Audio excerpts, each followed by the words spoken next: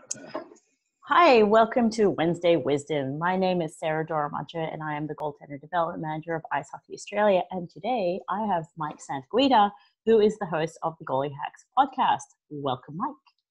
Yeah, right on. Thanks for having me, Sarah. Appreciate it. Oh, I love having you here. It's kind of like the roles are reversed for you. Usually you're the one that's interviewing and now you get to share your story. So Yeah.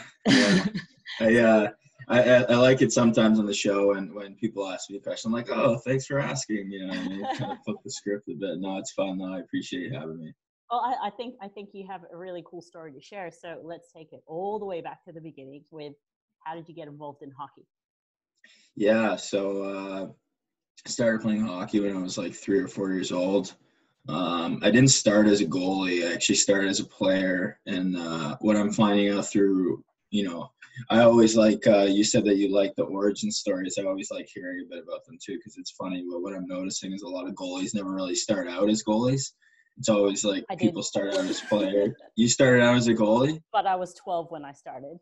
Oh, okay. Yeah. No, I mean, I started as a player, and then it was just one of those things where guys were, on a weekly basis, like they changed the goalie because I guess nobody really wants to be the goalie, and that sort of happened. I was a player for a few years.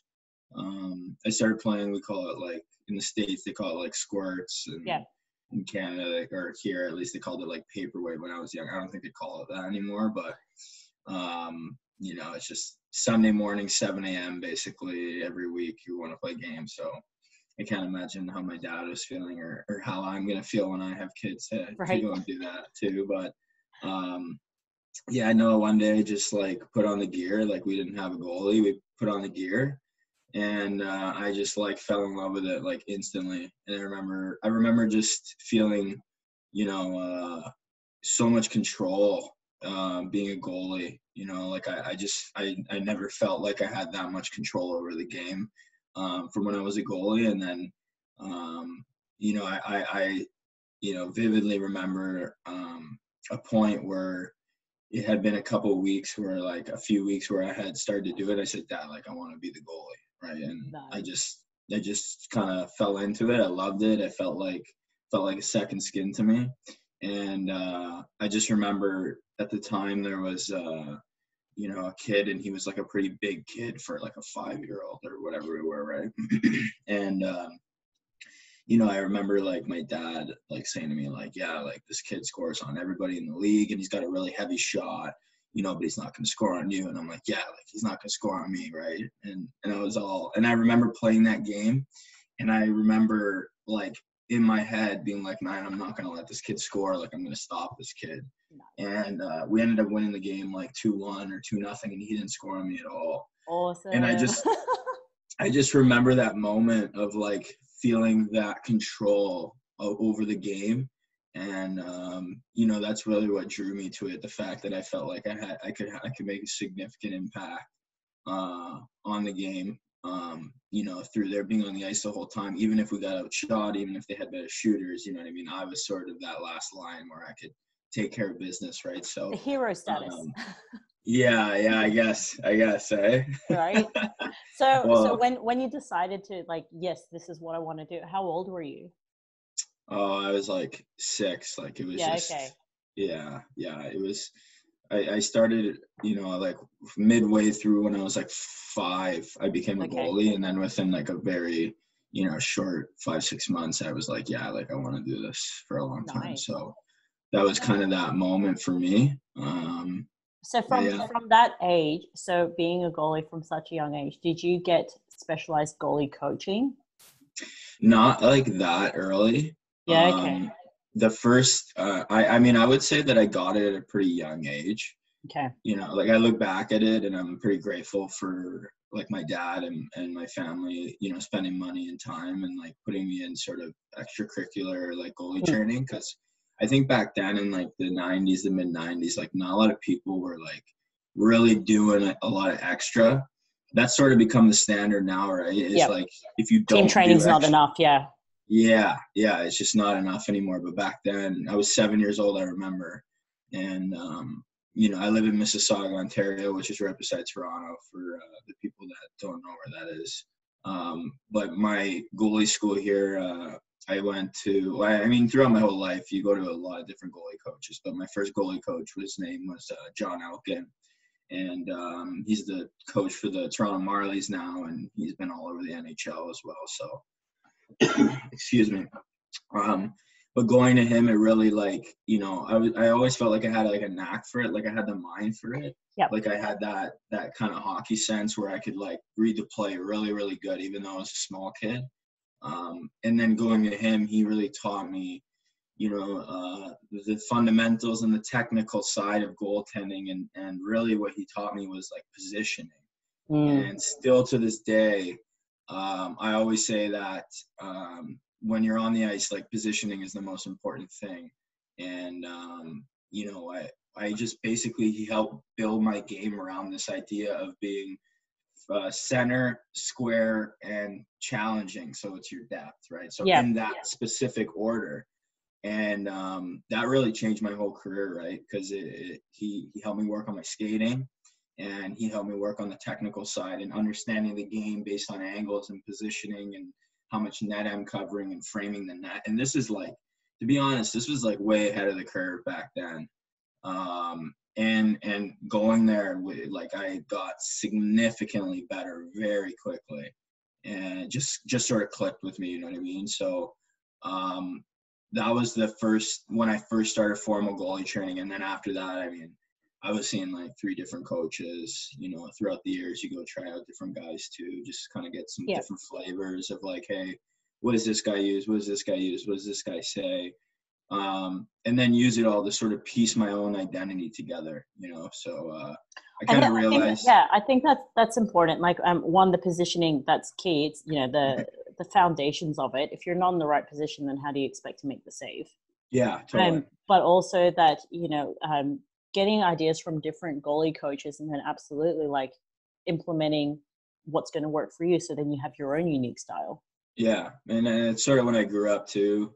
When I got a little bit older, when I was young, it was still like sort of a small man's game a bit with goalies. And then, so my dad was like, okay, yeah, you'd be a goalie, you'd probably do well. Like there's guys like Mike Richter and, a bunch of short guys around the time that were doing pretty good, right? So he was like, oh yeah. And then all of a sudden, Zucchero comes in and he wins the Stanley Cup, and it completely changed the face of goaltending. And, it really changed my whole career, sort of the hardships that I had to go through and the adversity I had to go through, because just to prove yourself that, it changed the whole landscape, because it wasn't, they just started going for guys that really filled the net out, but now it's not the case. Things have changed, and I would say that the game has shifted in my favor, actually. Now the game is very technical, speed, skill, right? So if you don't have those fundamental components, you're going to get eaten alive in today's world, even all the way down in minor hockey now. The kids are just out of this world, Yeah, no, absolutely. I have noticed that with a few different people that they've been saying that and I guess it's trying to change the mindset of whoever is picking the team, if it's the head coach or scouts or whatever, that it's like, oh, that's a big guy, I'm going to pick them because they're big. It's like, but the shorter guy might actually be better, so you need to give them a look and not just they're short, right? Well, I will say this about the short guy too, because this would be my 4th year pro, but over my long tenure playing goalie, there aren't a lot of short guys that really can do it. And I know just from playing pro hockey, it's just such a man's game, you know what I mean? And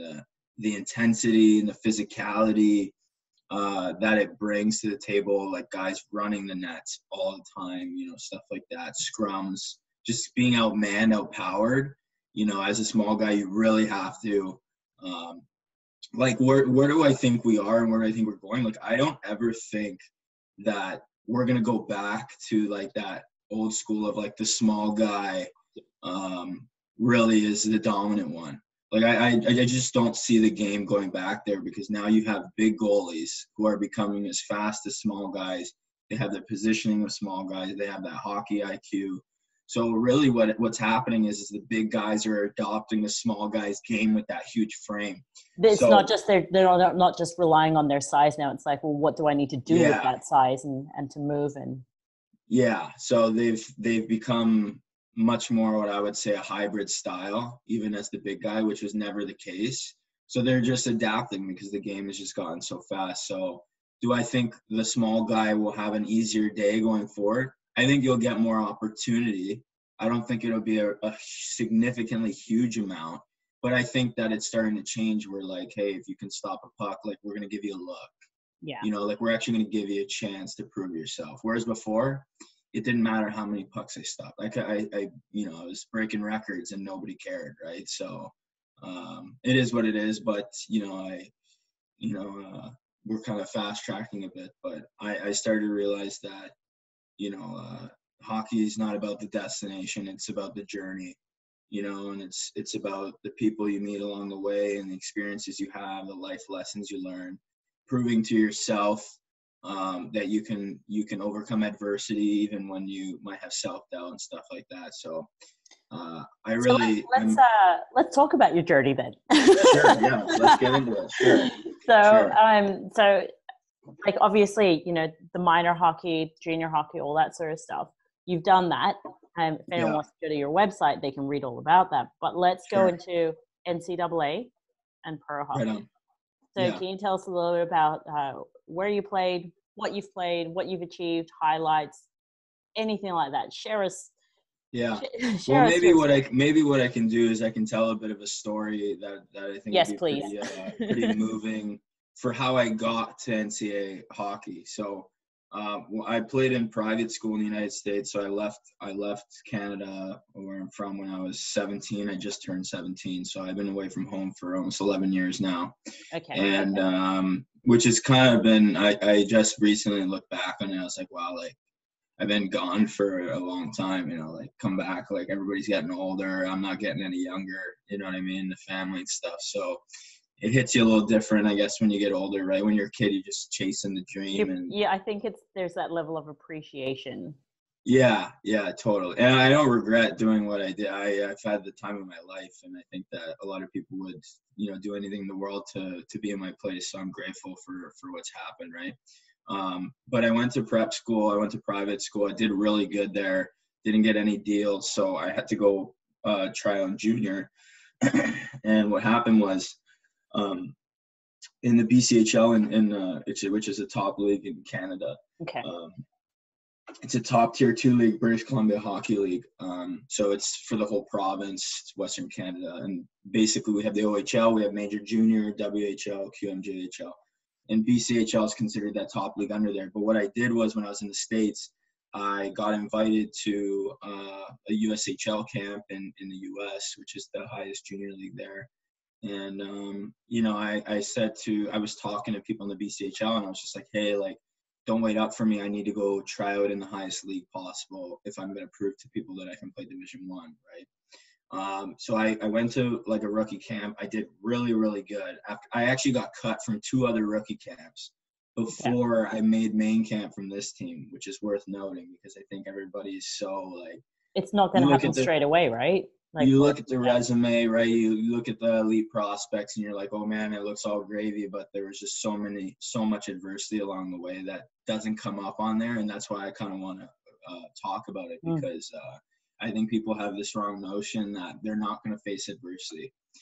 So I went there, played main camp, played like absolutely lights out, and I won't go into that. But basically at the end of camp, they cut a kid.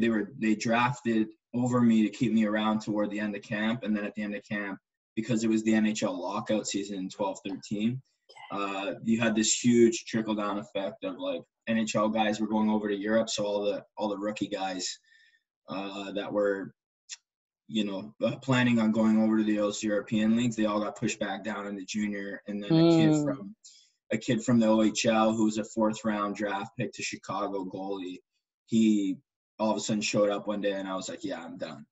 And I already knew I was done before anybody even told me, because I just understand the political game. Yeah. Right? I understand it sort of early.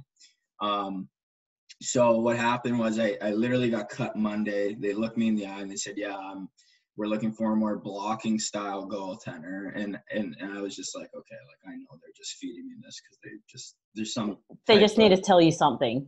Yeah, to get you out of here, like whatever, right? And the coach was choking on his words, and I just said, yeah, thank you for the opportunity. I shook his hand, I walked out, and I remember I called my dad. I drove home, and it was like 10 a.m., and I said, like, what do you think? He's like, call Matt Earhart, which was the coach in Surrey. And in British Columbia, excuse me, the team I had been talking to sooner. I called him, and I said, hey, you have a spot for a goalie? And he said, actually, yeah, we're in the market. And because the kid they had at the time, who they kind of took because I didn't go, it was not meeting up to their expectations. And he said, well, how quickly can you be here? And I said, I'll be there tomorrow. And, I went back to the rink while everybody was on the ice. I packed my gear, came home. He called me. He said, yeah, like, come tomorrow. Like, we'll see you tomorrow. I said, yeah. I had already booked the flight because I was like, let's just book the flight if it's. That's where, why not? Well, I was like, I will just cancel. It's 24-hour cancellation. He's going to tell me this afternoon. So I'm just going to book it. So I booked it. He told me, he's like, yeah, we'll see you tomorrow. I said, yeah, I'll be there. I'll be there tomorrow night at 12 p.m. So flew out 7 a.m. Tuesday, got 4 connecting flights into Vancouver, BC. I got in at 12 at night. Wednesday, I didn't practice at all because they still had the other kid and they had to release him. And then Thursday was my first practice, and then Friday was my first game. And I just remember like having so much fire in that game. I'm like, man, like I need to prove to everybody that I should have made that team. And I had already done that. But what happened was we were like 2-9 at the time. And Coquitlam, in our division, they were like 9-2. So it was complete opposite records. They were doing really good. And we played them that night, and I like stood on my head, and we won like 2-1. 40-20 shots in favor of them. And after the game, my coach came in the room. He's like, hey, Santa, somebody wants to talk to you. And I was like, oh, and I come out, and it's the coach from the University of Vermont. So like just crazy turnaround, right, from what transpired of like me taking that chance, going to the USHL. In fact, I actually had my coach on the podcast, and he told me that they weren't even in the market for a goalie. And what happened was I just played so good that they noticed, and then he went to the coach in the USHL there, and he said, yeah, like we should probably keep him, but we can't because we already made a promise. I found this out later, actually, on the podcast, that it was in fact okay, yep. Yeah, so just crazy turn of events, like talk about adversity for like anybody listening. Hockey, your hockey career, the hockey game, everything is built around challenges, right? And so, and having another coach, Ben Sire, who's the associate head coach for the Cornell University, and they're, they've come first place in the ECAC division for the last 3 years. But he actually helped me when I was 16 decide where to go. I said, hey, where should I go? And he's like, go to prep school. And I remember leaving here, and everybody told me I was stupid because I came off I played like 13 games as a 16-year-old in junior A in Ontario. And everybody was like, why are you leaving? You're throwing away a great opportunity. Like you can get a scholarship here, blah, blah, blah. And I was like, no, I need to leave. And now looking back, everybody sort of regretted not coming with me or taking that jump or taking that risk that I actually just went to the people who had what I wanted. Well, that's it. If you know what you want to achieve and you talk to the people that know how to achieve it, then exactly do what you need to do. That's sort of why I started a Goalie Hacks, right? Because I said, hey, if you want to make $1 million, who should you ask? Should you ask your school teacher? Should you ask somebody who's made $1 million? I bet you if your teacher knew how to make $1 million, they'd probably be out there doing it, right? So it's nothing against teachers. We need schooling. Like I went through all schooling. I appreciated my teachers and everything I went through. But when it comes to the hockey world, people are kind of a little backwards. Like they're listening to people around them that never really been there, don't know what it's like. And when you're looking at things from afar, it can be a little deceptive in terms of like maybe what it really takes. So the reason I wanted to lead with the story a bit was, and obviously it's a bit long-winded, but it's really to show people like, hey, you're going to face adversity. and it's the people that get up and learn from it. And those 2 tryouts that I got cut from, I did really good, but it comes down to the inches, right? Did I let in one more goal than the other kid? Did I let in 2 or 3 in the games? Like, it really is that tight now. Goaltending is just so tight. It's so deep. There's so many good goalies in the world that's really what the margins are like on guys who make it and guys that don't. It really comes down to just an inch or 2. So you have to say, okay, like, yeah, maybe it was political, but what could I have done better to make the job easier for the coach to take me? How could I have made it so that he didn't have a choice? And I made that so really at that trial, I thought. And that's why Vermont came and watched me. So just crazy. And in 5 days, my whole life changed, really, right? Like, I think something that you just touched on, like, yes, there are some instances where perhaps it is a political decision and you've got zero control over it. I think, yes, we need to acknowledge that, but that shouldn't always be the excuse. There's always got to be a genuine reason, whether they actually tell you what the reason is or not. Yeah. I think if goalies do need to look at themselves and learn from themselves and to realize, what should I have done or what could I have done, and then what do I need to do next time if they genuinely want to succeed. And I think that the guys at the next level understand that you're so focused on they're only and entirely focused on the things they can control. That's such a cliche term that gets thrown around, but really, like, I say that because, like, no matter how good you play, the coach, you can't really control what the coach thinks. But you can't control, like, how well you prepare, how well you do when you're there, like your recovery. But get any sort of curveballs thrown your way, right? Like, a flight gets canceled, now what do you do? Yeah, you know what I mean? Like me, I had to, like, be in an airport for like 15 hours or whatever it was, right? And then, but if it's important enough, you find a way. Exactly. Right? And I had to, I didn't get to practice till Thursday, and then my first game was Friday against the first place team. Like, you talk about adversity. I mean, like, it's just with the last place team, like, we were last place. So, it's a willingness to fill that gap. It's a willingness to, like, just say, okay, like, what's it going to take to overcome this challenge? Because the guys that find a way through that adversity, coaches notice that. Right? Oh, yeah, absolutely. And they say we actually prefer guys who are those bubble guys because we know they've already been through adversity and they can overcome it. So, it's all about resiliency, right? Resiliency, right? And that's become a very common word, actually. And now, which it never really popped into my mind of, like, what I was doing. I was just being very resilient my whole career. I was just so resilient. I think that's the important thing with especially with goalies, and especially more so these days. So you can have, all right, we've got the tall goalies. We can make them really fit. We can make them really skilled. But do they have the resiliency to actually compete and do it and overcome the adversity? And that's why they're the ones we want.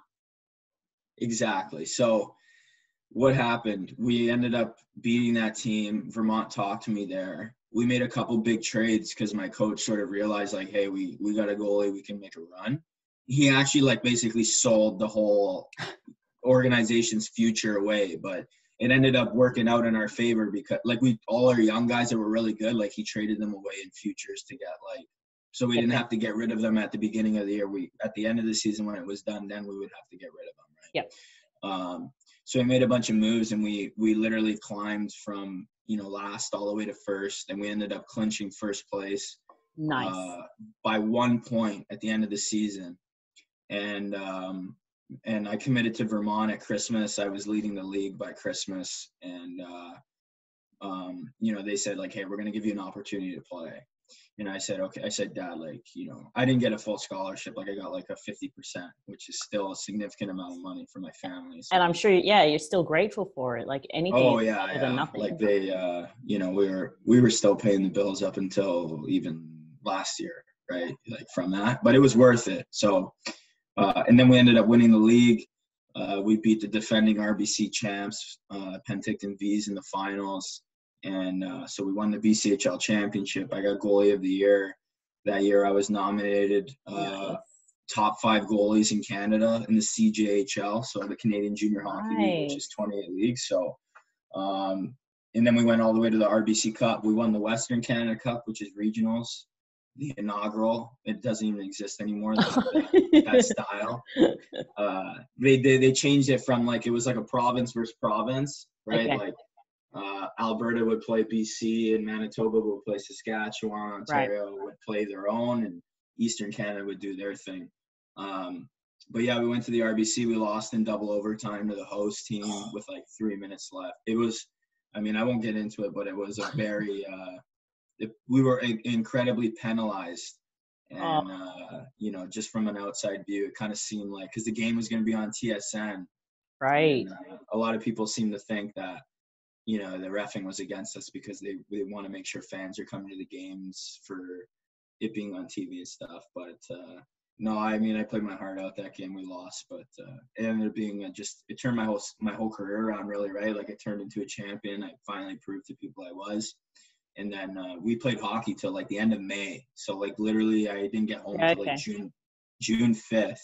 And then I had to go into Vermont like August, like the beginning of August. So I literally got like a month and a half off. Like, I was still in shambles.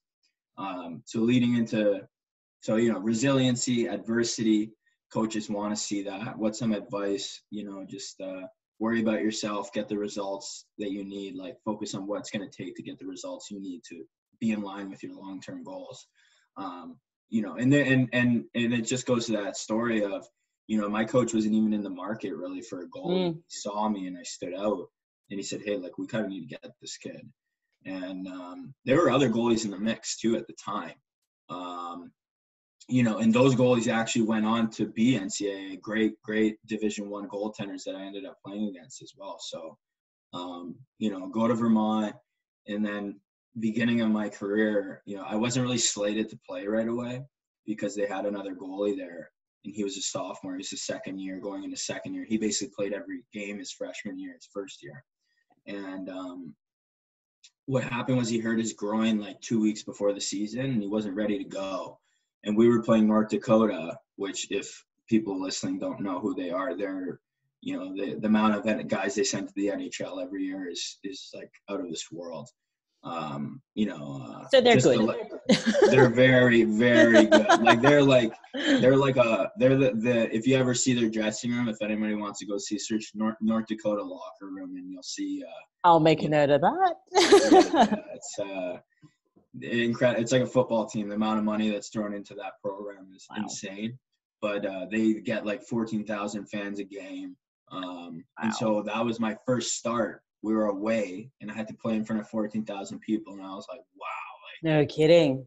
You know, and I played on a pretty big stage the year before, so I was kind of ready for it, but still it was like so nerve-wracking. And the first game we lost like 4-2, and I played good for the game. He's like, well, the good news is that, you know, you didn't look like a deer in the headlights out there. You look like you belong. And I said, yeah, I felt like I belonged, but, you know, a couple bad bounces, whatever, right? So I turned the page. The next night we tied them. And that ended up being huge, because at the end of the year, we ended up making the NCAA tournament by like, we were 14th seed, and the top 16 in the country go, and the 15th and 16th seeds got knocked out because there were upsets in the finals in their divisions, which means that they got an automatic bid into the tournament. But going back to the beginning, we tied 2-2 our second game. I played really, really good. And then my third game, we played in the Wells Fargo Center, which is where the Philadelphia Flyers play. And we played Penn State, and same thing, 14,000 people were there. And we won that game. And then we played Notre Dame, which is like a really good team in the country. They're usually a top 10 team. And we won that game too. And then the next game we lost. But all of a sudden I go from not playing at all, not being slated, to beating three of the best teams in the country and being 2-2-1 in my first 5 games. And honestly, I always look back and I say, you know what, that changed my whole college career, right? Absolutely. Because they kept playing. I ended up playing 80 games. Nice. If I didn't take advantage of that opportunity in the beginning and like step up and play good and win those games, my whole career would have looked different. So, I think it just kind of reminds me, there's a saying that I like, which is, opportunity comes through doors you didn't even know you left open. Oh, all the time. All the time. And And it just sounds like that's what your career has been. It's just like, you know what you want to do, you know how you want to get there, yeah, but sometimes like it's never going to be that straight route, but it's going to no, come from somewhere where it's like, oh, cool, okay, well, let's go that path now. it's never linear, but this is what I always say to people. It's like, hey, you can never see that light at the end of the tunnel, really. But if you do the right things, you just have to put yourself in the right place Yeah. with the right people at the right time. And that's what I did, right? Like I took a lot of chances, but I knew that those were good bets, right? Because it would, as a young guy, if you don't have a resume, like if you haven't won anything, you haven't played in any good leagues, all you really have is like, hey, I tried out for this team here. Like, and they're like, the fact that you're even considered to try out for like a USHL team and you made main camp and you're the last cut, that Right. says a lot. That says a lot about you. When you're a young guy, you don't have much to really showcase yourself. So what did I do? I went to the USHL because that's 90% of guys in that league go Division One. Yeah. So I Okay. was like, be in the right place at the right time with the right people, even if it's risky, because it's risky because it's competitive, because everybody wants to play there. Because if you manage to stick around, you're almost guaranteed to get some type of deal, Yeah. right? So, that's why I left at 17. I said, I have to be in the right place at the right time with the right people. And I had to go to private school. I had to get good grades. I had to, so that way I could get admitted better. And I had to be right in the backyard of all the Hockey East teams, which is where I wanted to play, so they could see me, right? And my coach was he's my coach at there. I think they've won like 10 championships, and the next best is like 2. He's been the coach of Avon Old Farms, is my prep school, Okay. and he's been the coach there for over 40 years. And he basically he coached Jonathan Quick, like Brian Leach, Cam Atkinson, all of these guys that ended up playing in the NHL. Like he'll go down in history as one of the greatest coaches, greatest high school coaches in the history of America. Nice. And but I'm saying this because I think a lot of people want to know, how did I get to college? Yeah. Right? How do you get there?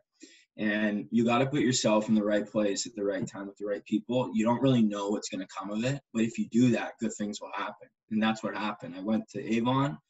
Because of that, I got to go to the USHL. Because of that, Vermont Mm-hmm. saw me, even though I got cut.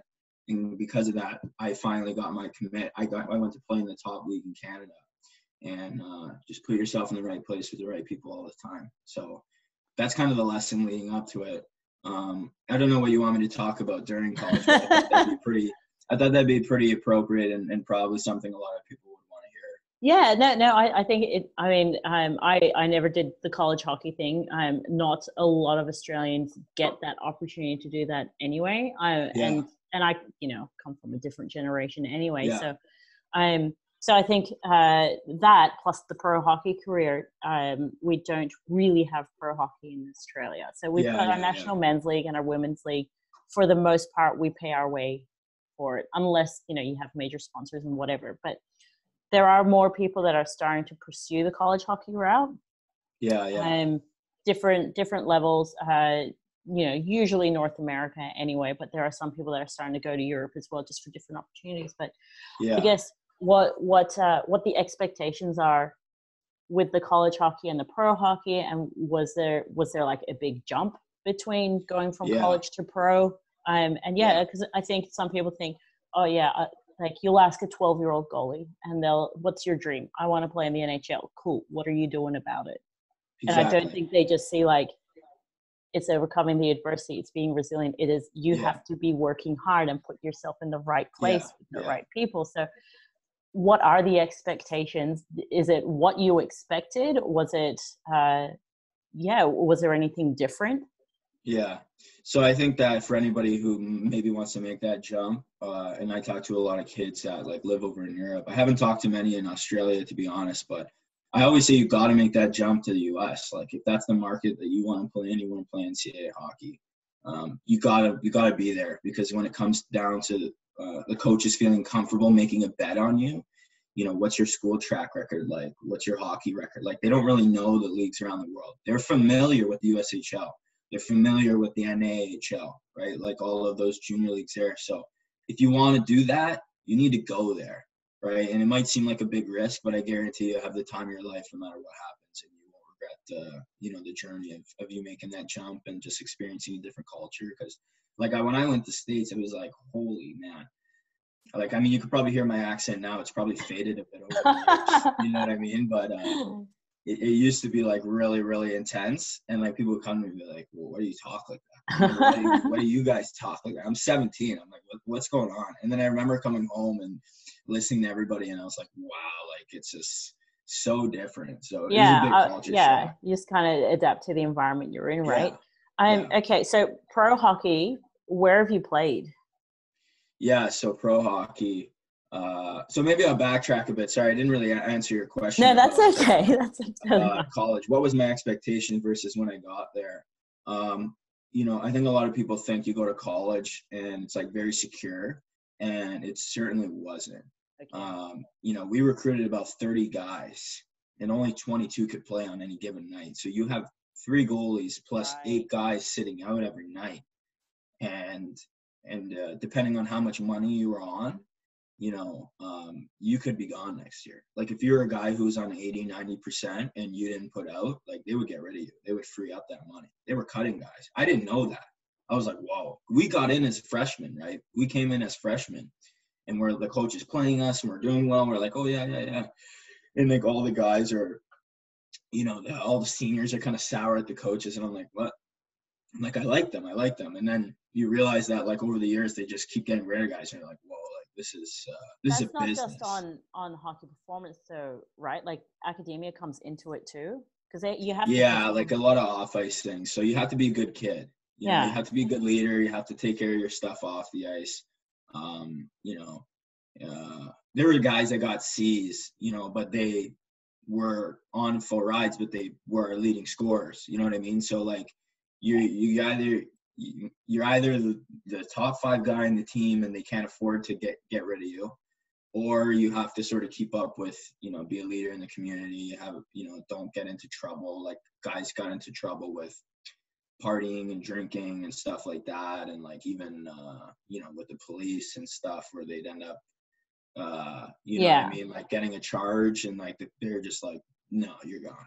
And there's your reputation for you. And so that carries on.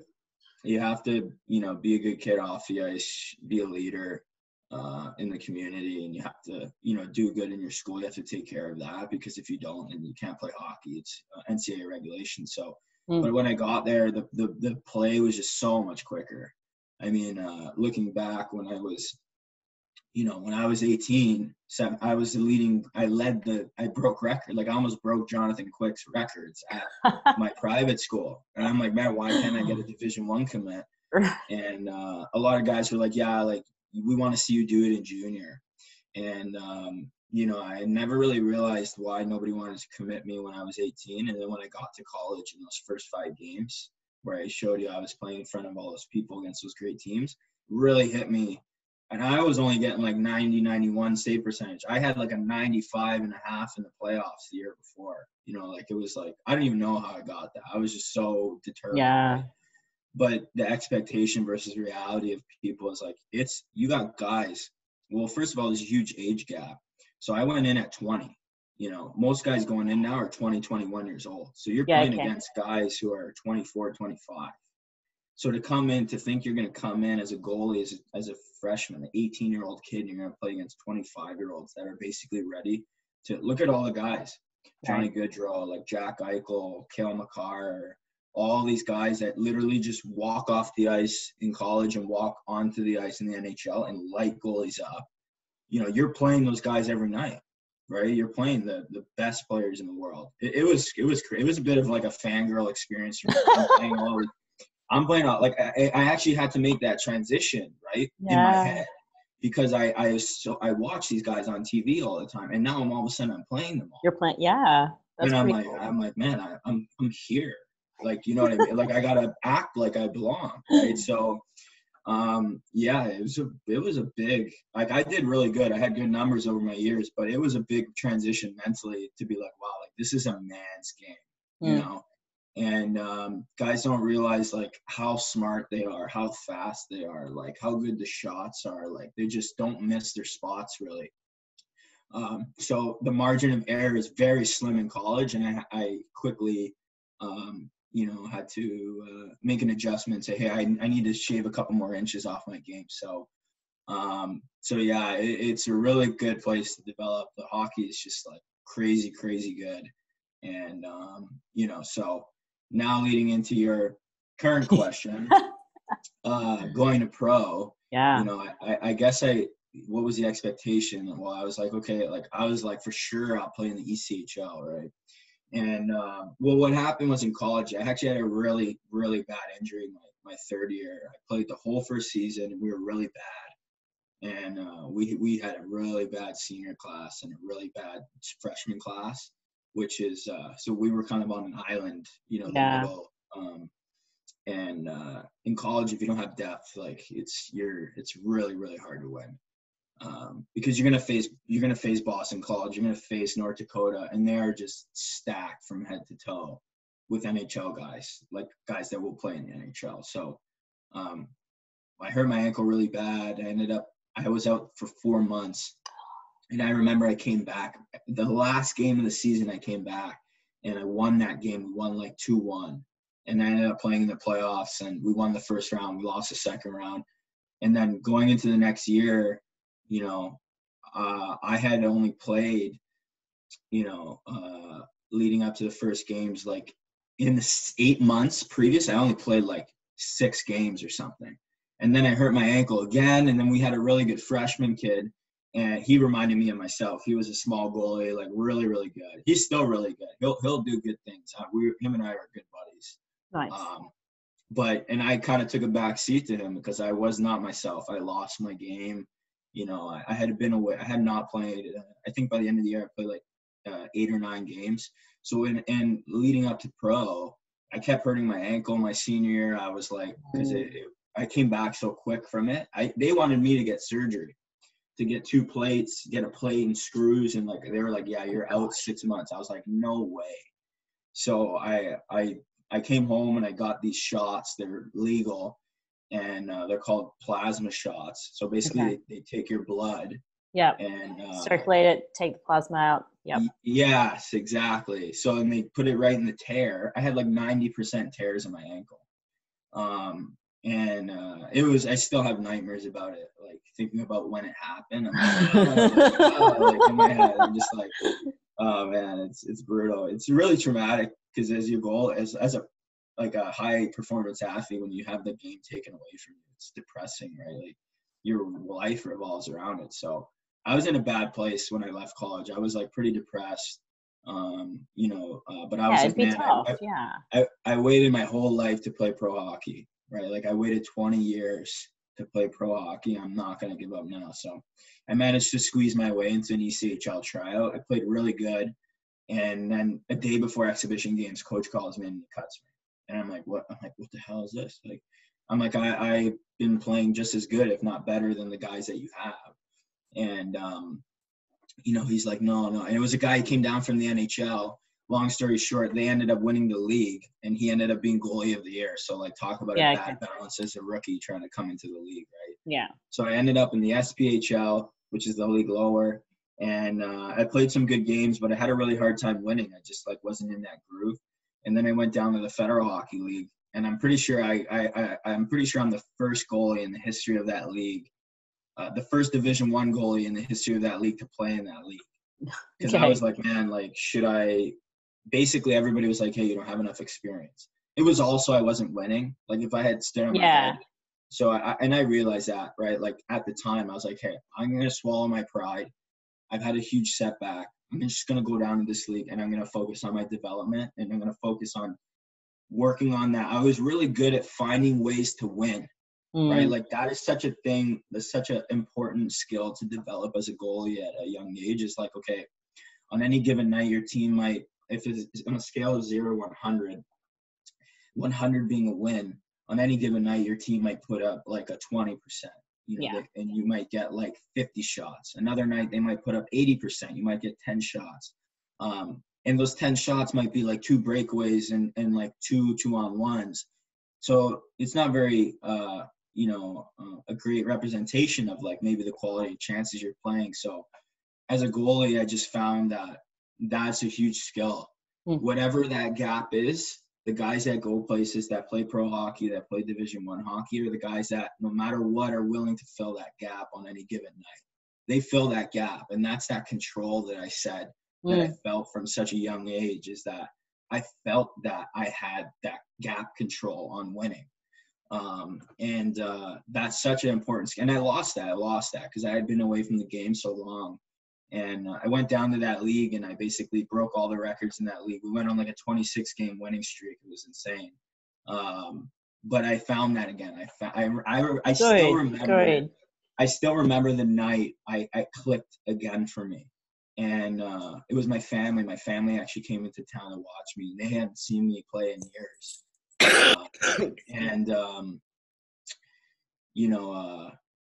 I remember just during that game, it was like we played 3-3, and I played all 3. And they didn't come the first night. They came the second night. So by the third night, that's their second game that they're watching. Yeah. And, I was like, man, I got to win this game. My family's here. And I remember finding that – I remember, like, all of a sudden I was, like, in the second period, and we're just getting shelled. And all of a sudden that old second gear I had kicked back in, where I was like, find a way.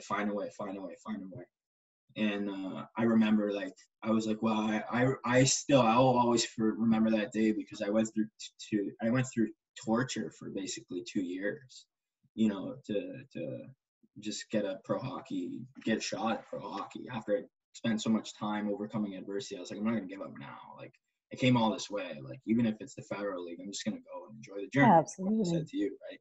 Absolutely. So, okay. Yeah, and I just remember that moment that clicked. And then after the game, I just remembered having, like, so much joy that I, like, found it again in myself to, like, find that, because I was 3 games in 3 nights. I was tired. Yeah. But that is, like, the epitome of, like, sport, is, like, everybody's good when they're fresh. How good are you when you're tired? When it really counts, right? Exactly. And the third periods is where games are won and lost, right? So, what was my expectation when I got to pro? I didn't expect it to be that deep. I expected myself to, like, walk into the ECHL and do well. But the landscape's totally changed. You have guys in the ECHL, 50% of the guys, at least, of the goalies. What is there? There's like 24 teams. Yeah, okay. So there's only 50 goalies in the league. There's only 50 spots, right? Because it's not like college, they're paying you, right? So, excuse me.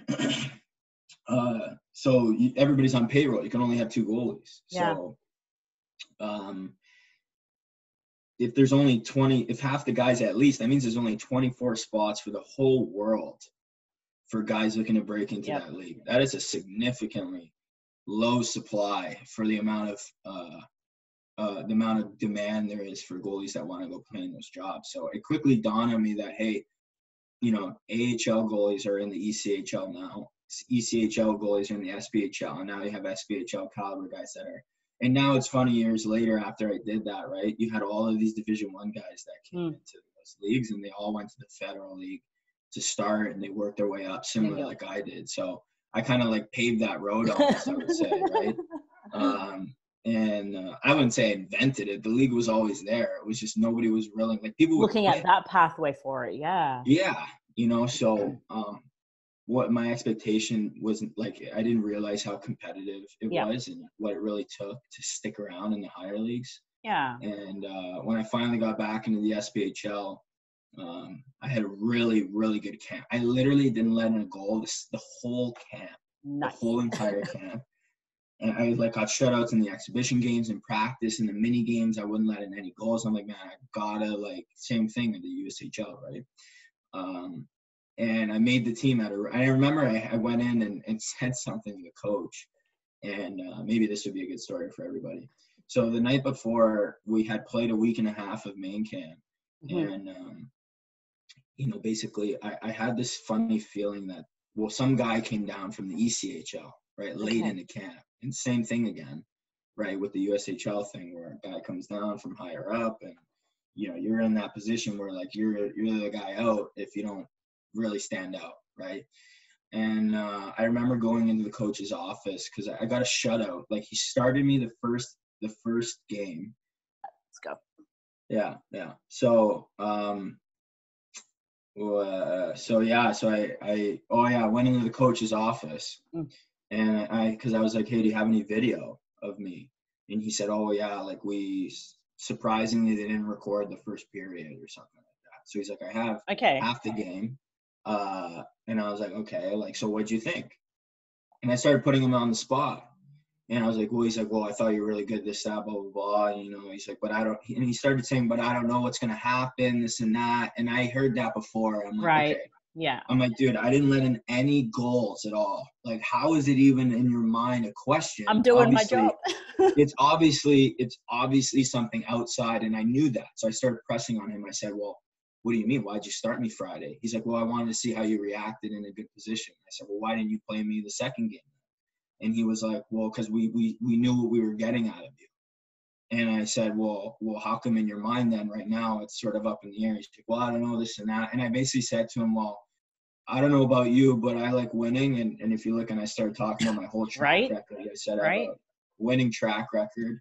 And, I'm from my understanding, you guys like to win around here. And when you're making that decision, I think you should consider, bringing on a winner. And I'm not. And it went something along those lines. And I basically laid that on him right before. Put him on the spot. Yeah. Put him on the spot. And I kind of, was fighting for myself.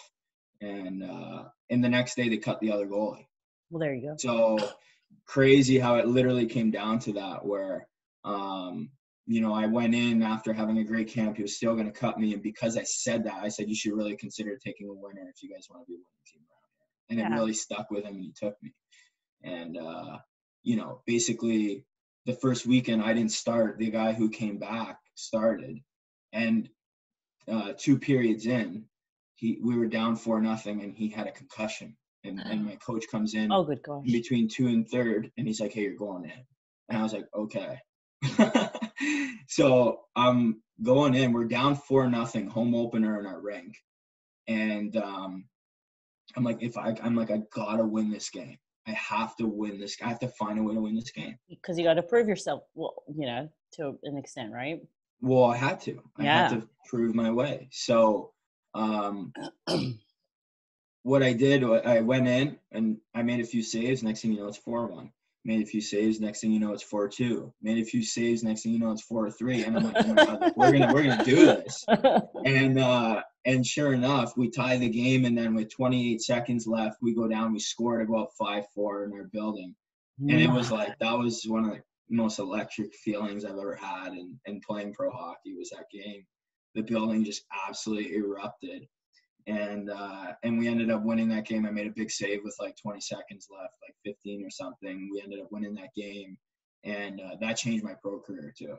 You know what I mean? So cool, talk about opportunity, like talk about opportunity in junior and everything in college. Like that is how it works. Absolutely. Like you're gonna get thrown into really, really tough situations. But the guys that make a career for themselves are the ones that take those negative situations, turn them into a positive, like literally do something magical. You have to be magical. You have to make a dramatic impact and make the decision easy for like, wow, the coach is like, we can't afford to not. Well, yeah, exactly. So that's expectation versus college, expectation versus pro hockey. And in pro hockey, you're just seeing like the turnaround for guys is just so if you want to hear this, and I realized I got cut a bunch, right? My first year. So, basically, what happened was all of a sudden, by the end of the year, there were only like 4 guys that were at main camp that were there at the end of the year. Yeah, okay. So we're talking, we signed like 50 or 60 guys. You know what I mean? And just ran through the mill. So everybody listening, if you want to play pro hockey, you got to do your job better than everybody around you, or they sort of they find a different option, right? So it's the landscape, it's competitive, and you need to understand that if that's the road you want to go, that high performance sports is very unforgiving. and you need to find a way to make it break through adversity. So absolutely. yeah. So I love listening to your goalie career and all the things that you've achieved and done overcoming adversity. And I think it's fascinating. We haven't even talked about goalie hacks. Yeah. So we need to jump into that. Yeah. So for sure. I know for those that don't know, absolutely go look up goalie hacks and go listen to the podcast, because there's a huge variety. It's not just goalies. We're talking everything. People that, like, I know you had someone coming from the lacrosse background, strength and conditioning coaches. Yeah. From a variety of areas, people in the military. So I think it's fascinating. So the one with the goalie gear was probably my favorite. I love listening. Yeah. So I think everybody seems to have a different favorite. Like, there are some episodes where people reach out to me and they're like, "Man, this is my favorite one." I'm like, "Oh my God, never." It's good. Like, I try my best to produce them all well, right? But I love the variety you've got. So you call it goalie hacks. So can you tell us how it all came about and what's the purpose of it? What are you trying to achieve with it? Yeah. So really, I mean, the story actually goes back a few years. So when I first got to pro, I was telling you how much I got diced around. Yeah. And I actually had the idea. I've been listening to podcasts since 2014. Okay. Like, to me, I would say, like, there's a part of me that's like pretty nerdy, you know what I mean? Like, I've always like tech and all these things, and like computers, and me and my dad were like building computers like when I was like 5 years old back in the 90s when they like just came out. So he showed me like the whole, and I was really, really into it. So, but anyways, because I think now what's happened is you have like the Spit and Chicklets podcast that really made podcasts huge in the hockey world. You never had that before. Right. So 3 years ago, I wanted to start a show because I was like, man, I know so many people, like from my career, having an opportunity to play at all these amazing places. And, what if I just bring them on? It's like, that's, right. Kind of. So, but what happened was I started getting cut, and I was like, man, if I don't even have a career, like, what's the point of doing this? And then I realized that everybody sort of goes through that. And then after I started to stick, after having a really good second year last year where not this year that passed, the year before, the year I was in Knoxville in Tennessee, which was a blast. I was like, man, I made a career for myself now. Like, I'm a professional goalie. Like, I've played over 60 pro games now, right? Like, that's a career, So I was like, you know what? This year I was like, I'm going to warm up to this idea. So what's funny is if you actually want to go to my Instagram page, you can go see like you can go check out my page info, and you can actually see that Goalie Hacks was not called Goalie Hacks originally. Oh. I actually called it something like, I think I called it like Elite Goalie Guide or something like that. You can actually go see that it was called that before. So I made the account at the beginning of the year, and I didn't really like the name, and I was like, I'm gonna sit on it for a bit, right? Yeah. And so I remember one day I was just looking at my computer and I saw something, and I was like, it was just one of those moments where like it just screams at you in the face, and you're like, oh my God. And I remember I messaged my girlfriend, and I was like, man, I'm thinking about starting this company. What do you think, goalie hackers or goalie hacks? And she was like, goalie hacks. And I was like, yeah, okay, we'll go with that. Yeah, so I literally, I know, right? So I'll give her some credit for basically helping me decipher what direction I wanted to go. But after I said it to myself, I'm like, it sounds like awkward, right? So because I saw something that was like something hackers. Yeah, right? okay. And I was like, oh my God, what if I did goalie hackers? Right. Something? Now me saying it sounds so stupid, right? But like at the time, but you have to go through that process to get to the end. Yeah. It's just the creative process of thinking about it, right? So I created I saw that the handles were all like free and everything, and like literally the day I thought of it, I went and got like Instagram, Twitter, Snapchat, like everything. I went and got the domain, the website. Like, nice. I was like, I'm not letting it slip. It felt like one of those moments that really clicked. And I just feel like throughout my career as a smaller guy, I've actually had to develop a lot of hacks, like me and my dad over the years, to help me get an edge on the ice, right? So, and I found that I've developed a number of different things that I know throughout my career that's what helped me excel. That's what helped me be, ahead of the pack, was I developed these hacks that deliberately work on things to like slow the game down and make you feel like you're ahead of the game. So that's the origin story, really. I started the company, and I started piecing together everything and building all that. And then one day I went online, or I went on Instagram, and I started making content like a month after I sort of claimed everything. And I made the logo, right? And I was really happy with the way the logo came together, and everybody seems to be, it seems to be a pretty positive response too. It took me like 6 weeks to make it. Like, back you want to get it right. yeah, back and forth with a freelancer.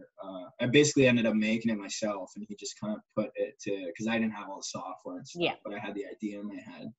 And yeah, I remember going online and I started making content, and what I was doing was I was engaging. Like I was just like commenting on things in the community. And then Justin Goldman, who you're familiar with, one day I woke up one day and he had liked all my stuff, and he messaged me and he was like, dude, like, who is this? Like, blah, blah, blah. And I was like, man, like, you know, I was like, you actually inspired me, really. Like I've said, I've been watching you for 7 years. You know, like he, back in 2014, my goalie, I actually have the book right here. And it's the same book. The Power Within. And that every goalie should own that. Yeah, and I'm a big advocate for Justin's books. I think they're a really good resource, you know, for everybody. So him and I have become pretty good friends. But I said, hey, like my goalie coach is Jeff Hill at Vermont. You know, he came after my original goalie coach, who ended up retiring. He was at the end of his tenure, but he had coached some Tim Thomas and all these guys that play in the NHL, crazy.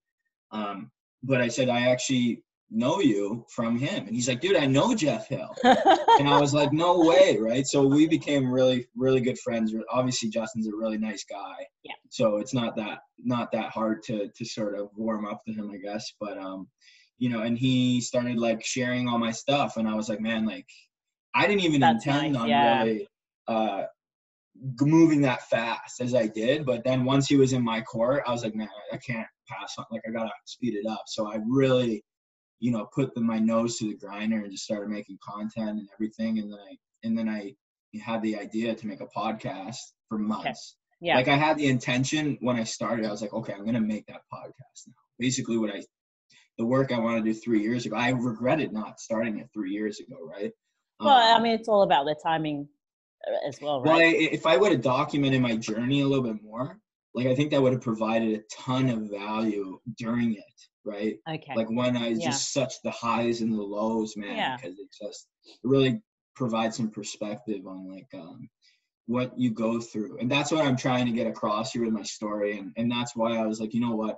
I want to inspire you know, other goalies to really overachieve or to become something maybe they thought they couldn't be, and sort of be that beacon of hope and you know, in their careers. And I want to help people, you know, I want to pass that on. I'm grateful for the opportunity I had. You know, I hope it doesn't I don't come off as like cocky or anything, because I really was fortunate and lucky, and I'm grateful. Because I think that's important. Like it's not being like egotistical or anything at all, but it's like, this is what I've achieved and this is how I got there, and this is what I had to do.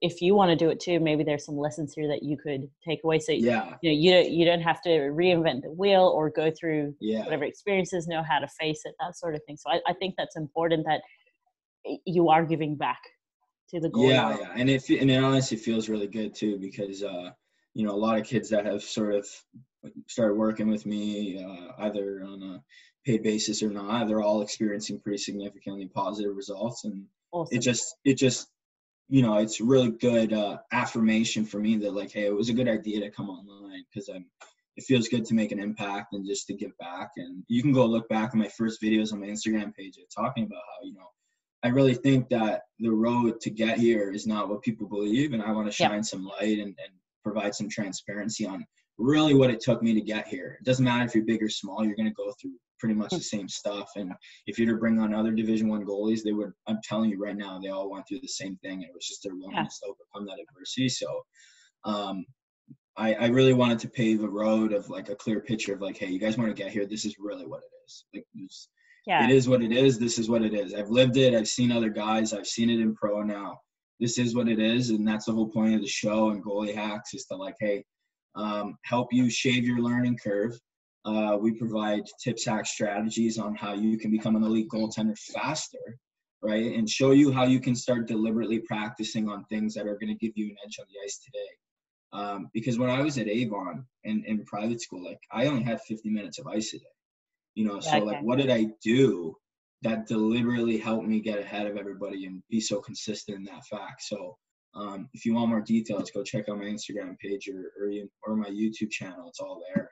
And I'm starting to share all those hacks and stuff. And the podcast is me bringing on next level guys. So regarding the podcast, you know, I had listened to podcasts for years, and you know, I was like listening to Spittin' Chicklets, and I'm listening to like In Goal Magazine and all these podcasts, and I'm realizing that like, what do kids really want? Kids want to know how they can win. Kids want to know how they can get to the next level. They don't want to hear just like, you know, like this conversation now. We're talking like, how can you get to the next level, right? And I'm sure people will resonate with that stuff because they're like, wow, like you just opened a door inside my mind of like what it really takes. Yeah. And I thought that that's how I could sort of get an edge on my show was, hey, bring on guys who are winning coaches, winning goaltenders, still playing, actually going out there, having significantly good results, and trying to unlock and uncover what are those common underlying themes that like champions have, that guys that do have, that guys that get to that next level have. And just different fields that we can draw from as well and learn from, just different people that are not within the hockey or the goalie community. And then I will say this, like, it's not all about winning. I've lost plenty in my career, right? But hockey's a lot more fun when you are winning. But I think the biggest thing is like hockey's a lot of fun when you're competing hard and you feel like you're making an impact on the game, whether you're winning or losing, right? Yeah. I think that's a really good differentiation to make, is that hockey's fun when you're prepared. Hockey's not fun when you're going out there and you're not prepared. And that's why I say we help goalies avoid the headaches and sort of the burnout, right? From doing the wrong things and not getting anywhere, right? And I know what that's like. I know what it's like to hit your head against the wall for a long time and not get results. So that's really what the project's all about. It was really just to give back, show everybody how I got to where I am, in hopes that I could help kids even get further, get to the NHL, whatever it is. And really make a significant impact on that next generation of goaltending and provide some transparency on how to really get to that next level. I love it, and I love listening to your podcast as well. And so I'm so fortunate that I've been able to get you on with Ian. So I have one final question. Sure. So goalie hacks and being a techie guy, do you have some tool or technology that's kind of your go-to, or something that you used over your goalie career to help you get that extra edge? Yeah, well, something that's free. Well, I have a free ebook if anybody wants to go check it out. It's a 16-page ebook, and you can get it on my website. You can get it on my Instagram page, and it's how to slow the game down. And I won't go into detail now, but basically it was something that I unlocked at 17 years old that I've still brought with me today. That can have a significant impact on helping you slow the game down. Yeah, that's one resource. Another resource is an eye warm-up routine. So something I uncovered too is like warming up your eyes. It has a profound effect on your ability to track when you get on the ice. So those are two free resources. My third one would be I have a really big partnership with NeuroTracker, and you said that you've heard it before. Yeah, and, one of my PhD students has used it with their study, so yeah, I'm familiar with it. It's really good. It's the most scientifically proven visual brain training tool on the planet right now. So I'll tell you about my story with it. So when I was when I went to college, I got laser eye surgery right before I went in. I asked my dad, I said, hey, can I get this? I think it'll help me significantly. He was like, yeah, sure. And what happened was, all of a sudden overnight, my eyes changed entirely. Like my depth perception changed. Like my ability to track multiple objects in my peripheral changed. Right. Significantly poorer, I might add. So I had a really good first year, but I noticed that I was just like off, right? And sometimes, and I was like, what's going on? I came home in the summer and I saw a visual, my cousin introduced me to a visual training coach. Okay. And he introduced me to the neuro tracker. And after a year of headaches, I basically, it fixed me in a few weeks. And yeah. I was Well, like, yeah, wow, it doesn't like, take a lot of sessions to have an impact. Yeah. So it fixed me pretty quickly. And that's sort of when, I was like, wow, like this really works. Like this is an area where a lot of people, this was 7-8 years ago, right? Yeah. And they've developed a lot since then. They've developed a lot, and I've been a user since then. And it's no surprise that second season I went on to, I got nominated for the Mike Richter Award, which is the top 10 goalies in Division I hockey for that. Oh, nice. Okay. And that was after using the neuro tracker. So it's no coincidence. I'm still a user to this day. I've gotten like 25 kids on the program, and they say they can't go without it anymore. They're like, man, I don't have access to it right now. Like I need it. You know what I mean? Because it has such a profound effect on your brain and your vision. So what's a tool? And if your listeners want a deal on the software, they can get in touch with me directly through Instagram or through email at goaliehacks@gmail.com. If they want a big discount on it, I can get them about a 20% discount on it. Oh, nice. And it's something that you can add into your training regimen. So I think in general, doing any type of like just visual training needs to be done. Visual training is sort of the next frontier. The neuro tracker is just they've been a company for 20 years. The doctor who makes the company, who founded the company and heads the research and stuff. He's a neurophysicist, and he's a leading neurophysicist in the entire world. Top one in Canada, easily in North America, like for sure. He knows what he's doing. He knows what he's doing, and they spend a lot of money in research developing and studying how it can. Well, I mean, we're using it for research here. Yeah. So, like I said, that next frontier really is that visual brain training, because the game is getting so fast.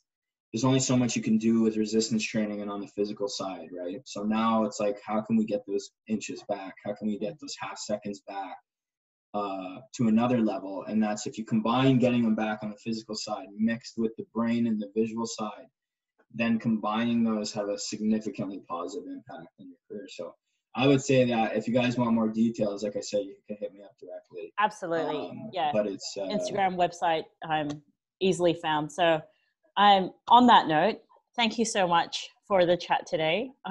This has probably been one of, actually it has been our longest one that we've had. Sorry if I talk too much.